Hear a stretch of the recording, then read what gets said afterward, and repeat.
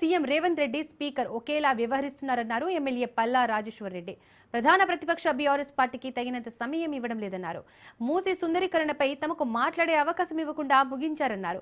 అసెంబ్లీలో ముఖ్యమంత్రి బూతులు తిట్టడమే సరిపోతుందంటున్న పల్లా రాజేశ్వర్ రెడ్డితో మా ప్రతినిధి సైదులు ఫేస్ టు ఫేస్.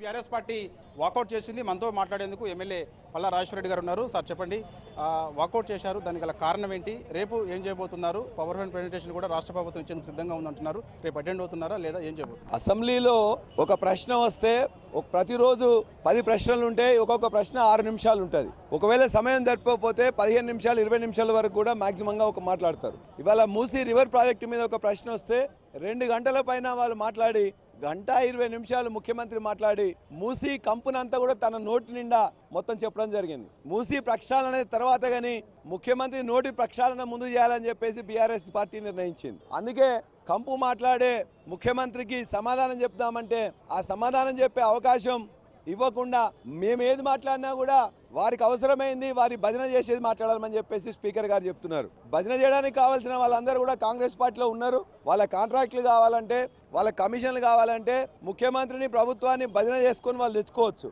ప్రతిపక్షం మీద చాలా బాధ్యత ఉంటుంది.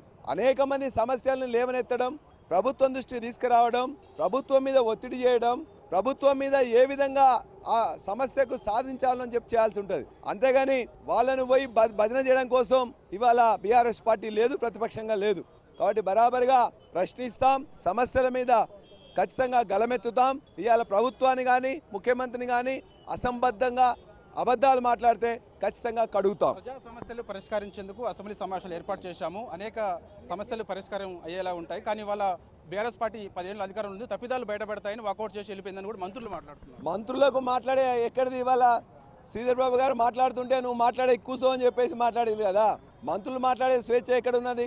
ముఖ్యమంత్రి గారికి ఏ బేసిన్లో ఏ ప్రాజెక్టు ఉన్నాయో తెలియదు, బనకచర్ల బేసిన్ ఎక్కడుందో తెలియదు. ఆదిత్యనాథ్ దాస్ అనే ఆంధ్ర వ్యక్తిని 2014 వరకు అన్యాయం చేసిందని చెప్పేసి మనం పక్కన పెట్టిన వ్యక్తిని 2014 నుంచి 2023 9.5 సంవత్సరాలు మన మీద 100 కేసులు వేసిన ఆదిత్యనాథ్ దాస్ని చంద్రబాబు అడుగులకు మడుగులొత్తే వ్యక్తిని ఇలా పెట్టుకొని ఇవాళ మాకు న్యాయం చేస్తారని చెప్పి ఎట్లా నమ్మాలి? తెలంగాణ రాకముందు ఇదే ఆదిత్యనాథ్ దాస్ మనకు వ్యతిరేకంగా కొట్లాడిండు. తెలంగాణ వచ్చిన తర్వాత మనకు వ్యతిరేకంగా 100 కేసులు వేసిండు. ఇవాళ మనకు తీసుకొని వస్తారంటే ఎవరు నమ్ముతారు? పాలమూరు రంగారెడ్డి ఎత్తిపోతల ప్రాజెక్ట్ డిజైన్ మార్చారు, శ్రీశైలం దగ్గర కడుతున్నారు, కమిషన్ల కోసం కక్కుర్తి పడ్డారు, ఉరి తీసినా తప్పు లేదు, రాళ్లతో కొట్టినా తప్పు లేదని చెప్పేసి కూడా అసభ్య పదజాలంతో ముఖ్యమంత్రి రేవంత్ రెడ్డి మాట్లాడినట్టు మీరు అంటున్నారు. ఏం చేస్తున్నారు? అసభ్య పదజాలానికి బూతులకు పర్యాయ పదం రేవంత్ రెడ్డి ఇవాళ. కాబట్టి ఆయన నోట్లోకి వెళ్ళి బూతులే వస్తాయి, మూర్ఖపు మాటలే వస్తాయి. ఆయన దగ్గర నుంచి వెళ్ళి ప్రజలు వేరే ఎక్స్పెక్ట్ చేయట్లేదు. కాబట్టి వారు మాట్లాడిన బూత్కి ప్రజలే సమాధానం చెప్తారు. రంగారెడ్డి పాలమూరు ప్రాజెక్ట్ ఏంది, టీఎంసీ లేంది, క్యూసెక్ లేందని ప్రజానీకానికి నేర్పిన తెలంగాణ ఉద్యమం, ఆ ఉద్యమం అనేది కేసీఆర్ గారు తెలుసు.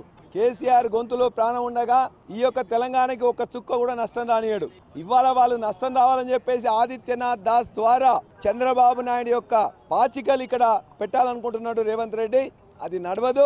రేపు ఆదిత్యనాథ్ దాస్ని, చంద్రబాబు నాయుడిని, వారికి మద్దతు ఇస్తున్న రేవంత్ రెడ్డిని ఆయన చెప్పే కసబులాగా రేపు పొద్దున ప్రజలు భావిస్తారని చెప్పి కూడా మేము తెలియజేస్తున్నాం. రేవంత్ రెడ్డి బీఆర్ఎస్ పార్టీలో ఉన్నటువంటి కొందరు ఎమ్మెల్యేలు మ్యాచ్ ఫిక్సింగ్ అయ్యారు. సో వాటితో ఏమి కాదు, కేసీఆర్ గారు సభకు రావాలని చెప్పేసి కూడా కవిత గారు మీడియా శాసనమండలి మీడియా సమావేశంలో మాట్లాడారు. కవిత గారు కాంగ్రెస్ వేరే అని చెప్పేసి ఎవరు భావించట్లే. కాంగ్రెస్ ఏం మాట్లాడితే, రేవంత్ రెడ్డి ఏం మాట్లాడితే, మంత్రులు ఏం మాట్లాడితే వారు అది మాట్లాడతారు. వారు గాంధీ భవన్ నుంచి వెళ్ళి ఇక్కడి నుంచి వెళ్ళి మాట్లాడతారు, వారు బయట నుండి మాట్లాడతారు. కాబట్టి అంతకంటే ఎక్కువ అనవసరం. రైట్, చూస్తున్నాం అసెంబ్లీ తెలంగాణ శాసనసభ సమావేశాలు ముఖ్యంగా అధికార పార్టీకి ఇది స్పీకర్ ఎవరిస్తున్నారు. కాబట్టి స్పీకర్ మాకు మాట్లాడేందుకు మైక్ ఇవ్వడం లేదు, మా గొంతు నొక్కే ప్రయత్నం చేస్తున్నారు. అందుకు మేము సభ నుంచి వాకౌట్ చేశామని చెప్పేసి కూడా చెప్తున్నారు జనగాం ఎమ్మెల్యే పల్లా రాజేశ్వర రెడ్డి.